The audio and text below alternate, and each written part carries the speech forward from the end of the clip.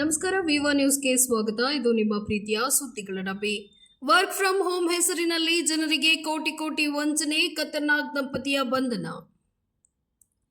Work from home ಹೆಸರಿನಲ್ಲಿ ಜನರಿಂದ ಲಕ್ಷ ಹಣ ಪಡೆದು ವಂಚಿಸುತ್ತಿದ್ದ ಖತರ್ನಾಕ್ ದಂಪತಿಯನ್ನ ದೇವನಹಳ್ಳಿ ಪೊಲೀಸರು ಶುಕ್ರವಾರ ಬಂಧಿಸಿದ್ದಾರೆ.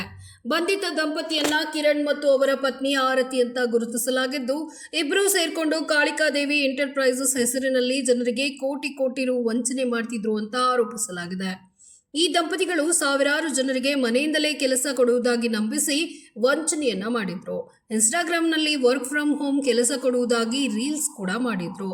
ಜನರಿಂದ ಲಕ್ಷ ಹಣ ಡೆಪಾಸಿಟ್ ಮಾಡಿಸಿಕೊಂಡ ಬಳಿಕ ತಲೆ ಮರೆಸಿಕೊಂಡಿದ್ರು.